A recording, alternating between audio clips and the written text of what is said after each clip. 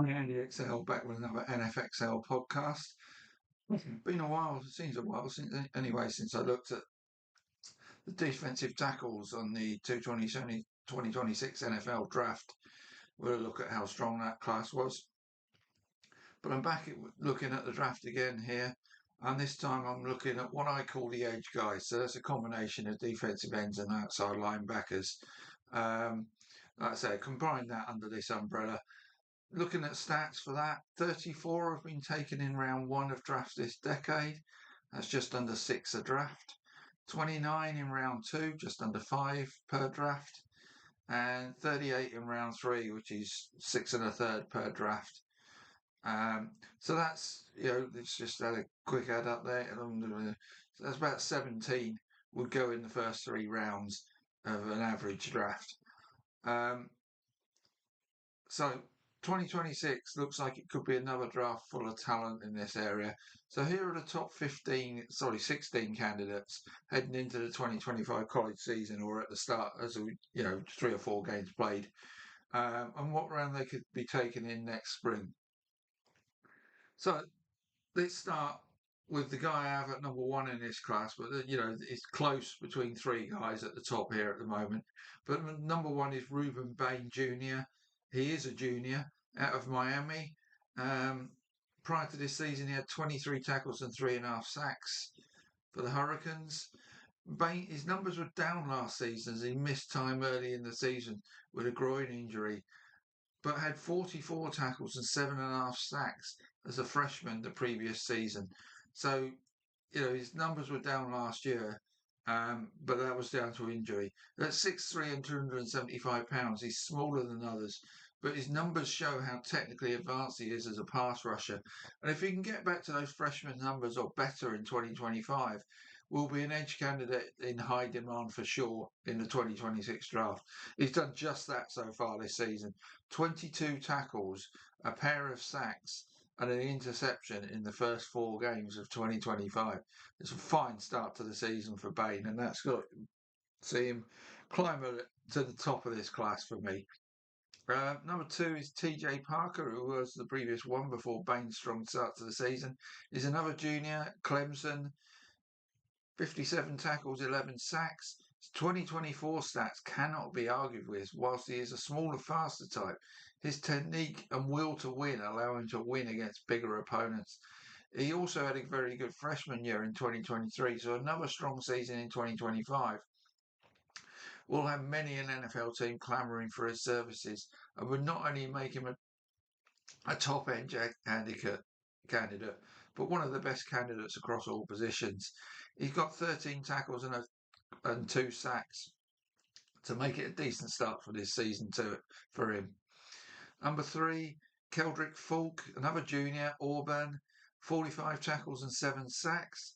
He's 6'6" and 288 pounds. He's an impressive athlete with great instincts. It is possible he could do with adding some bulk to his substantial frame to aid his cause in the NFL. But he heads into the 2025 season as a possible elite pass rushing candidate. He has 11 tackles and a brace of sacks to his name so far this season. So Bain, Parker and Falk look to be the cream of this crop, and they could all go in the top 10 picks overall in the 2026 draft. Then we come to a couple of guys that might be mid-round 1 at the moment. Mateo Uigalele, my best attempt at that name, is a junior at Oregon, 38 tackles and 10.5 sacks. Those numbers speak for themselves for the 6'5", 270-pound pass rusher. But whilst he has got away with technical deficiencies at the college level, he needs to improve technically to become an elite pass rusher in the NFL. But the upside is huge here, and that means he may well still get a mid-round 1 selection. If he develops his skills in the upcoming season, he could be another top 10 guy. So far, he's had 7 tackles and 3 sacks this season. Number 5, LT Overton, senior, Alabama, 42 tackles, 2 sacks last season. Overton is an edge guy who is a rarity in that he is better against the run than the pass, which could be a skill set that people look for if they have that particular need in the draft. After 2 years at Texas Tech, he's transferred to Alabama, where he enjoyed a strong junior season in 2024. He's exceptional against the run, but he's decent against the pass too. His particular skill set will be highly valued by NFL scouts, and that could well see him going in the middle of round one. He has had a quiet start for Bama this season, though, with just 4 tackles and a sack to his name in 3 games. So he needs to improve those numbers if he's going to maintain his current draft expectation. Right, the 6th of 7 possible round one guys. The next two are probably late round one at the moment.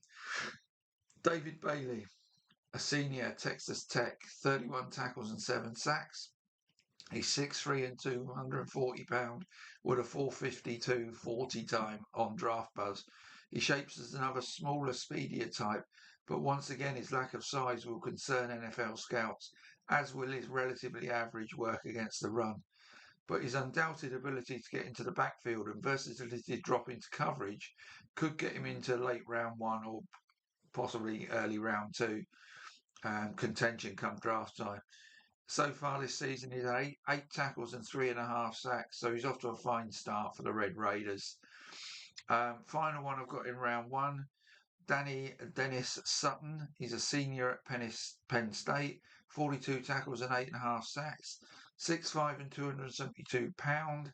Dennis Sutton has the size to compete in the NFL, and with a 4.68 40 time on Draft Buzz, has better speed than others at the top of this class.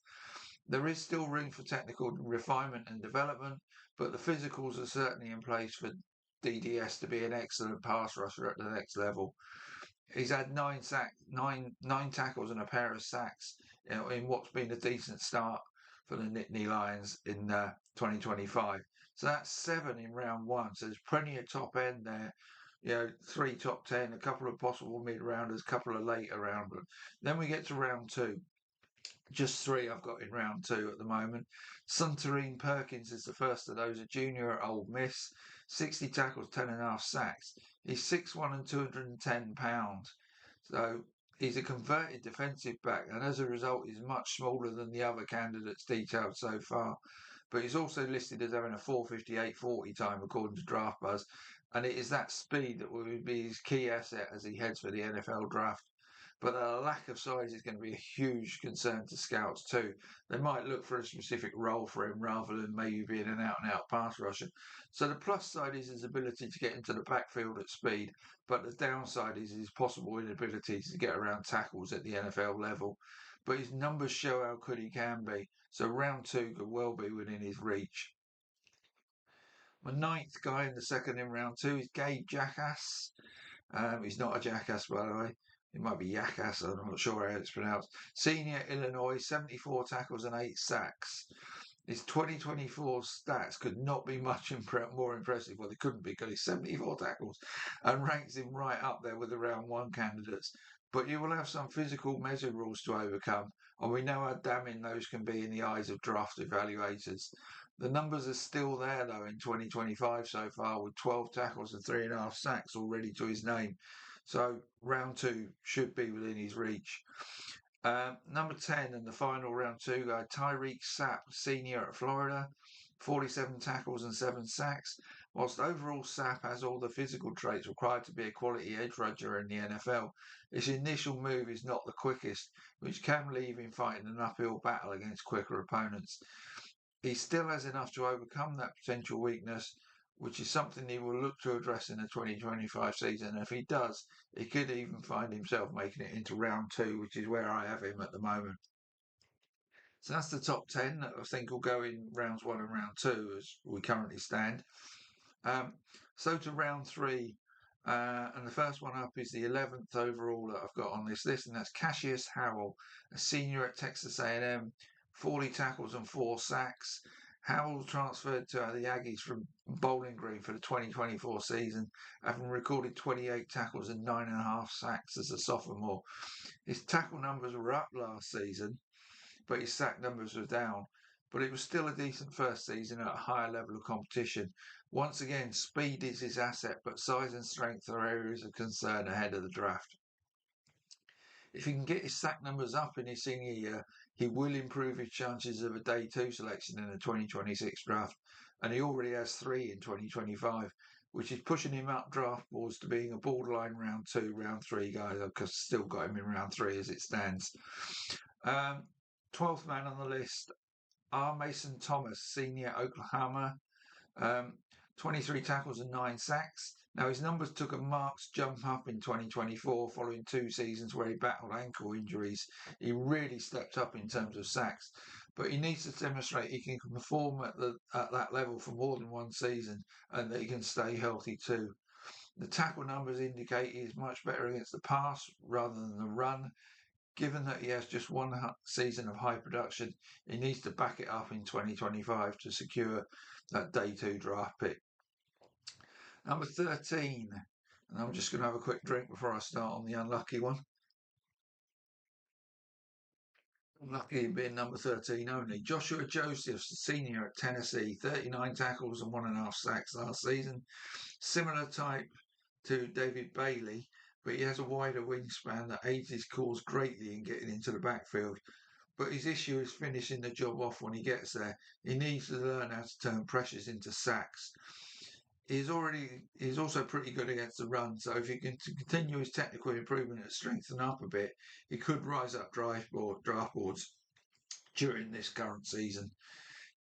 13 tackles and 3 sacks make it a strong start to 2025 for Josephs. 14, Kenyatta Jackson, a senior at Ohio State, 25 tackles and 3 sacks across his career to date so far.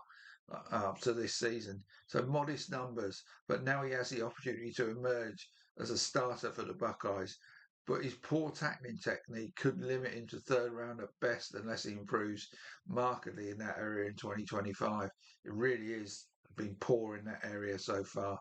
He has the wingspan and speed to thrive as a pass rusher, so again, might show up well in the combine, but will need to show up well as a full-time starter to secure a day 2 pick in the 2026 draft.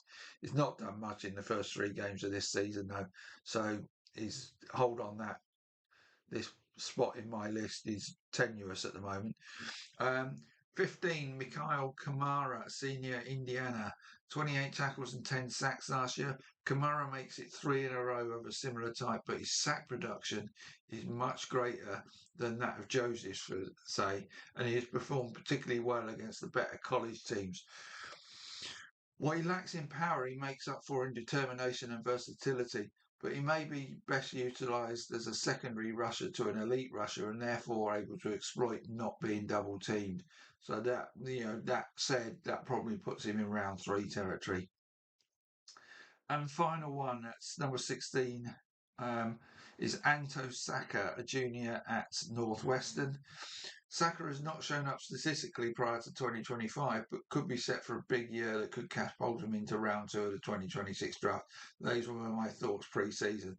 Some are even talking about round 1, which I don't get, but he certainly needs to develop into an every down player for that to happen. And this year will be all about living up to the hype for Saka. And he hasn't done so far. He's made little impact in 2025. So his stock is currently on the decline. There's a lot of talk about how good he could be, but he needs to show it. So that's the look at the edge guys, defensive ends and outside linebackers as we stand at this point. It's getting towards the end of September for the 2026 draft prospects. So what's next up on my list of things I'm going to look at in terms of draft classes? What have I covered? Cornerbacks will be next. So we'll have a look at cornerbacks. And then I'll round off again with a combined one, looking at inside linebackers and safeties, which looks a strong class this year across those. Again, they can sort of be interchangeable sometimes. So that's why I kind of put them together. But I will separate them in there when I do that piece. So cornerbacks next. Hope that look at the edge guys was useful to you. And like I say, back soon with my next look at the 2026 draft.